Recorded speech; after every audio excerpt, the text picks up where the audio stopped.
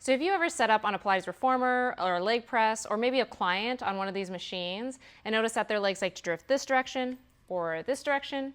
Or maybe they're getting started with some sort of core work and their legs are in tabletop and they like to drift one way or the other.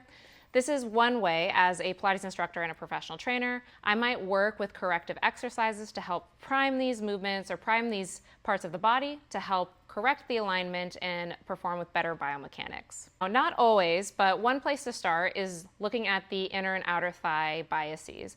Sometimes this can be due to a pelvic rotation, but a lot of times when people do set up on these types of machines, one inner thigh and one outer thigh tends to be a lot stronger, whereas the other outer thigh and the other inner thigh tends to be a little bit weaker. We call these adductors and abductors.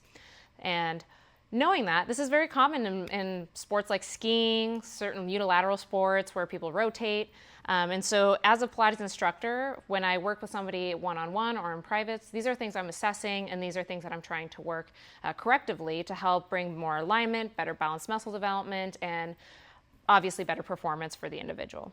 So here are two exercises that I would do just to start down this road. Again, this isn't a one case fits all kind of scenario. This is just one way I might assess somebody. And if I'm seeing this type of movement pattern, I might start with these types of exercises. Now, I have a whole hour with somebody, so keep that in mind. I can always additionally add in other exercises to help correct or improve against these biases or improve these compensations. Now, some of these things that I do on the machine aren't always perfect for every person. So that's why it's important to have an assessment to be looked at from head to toe, posturally, range of motion wise, so that we know that we're giving you the correct exercises for your body. That being said, here are a couple of the exercises I would use. One place I would start is a single leg abduction. Really focusing on an isometric abduction on the standing leg and then also a active abduction on the other leg. Now, the nice thing about this one is that I'm really kind of isolating the hip here. On this leg, I'm really working on planting and grounding the other foot, and I'm keeping my pelvis squared and straight ahead as I'm pressing out.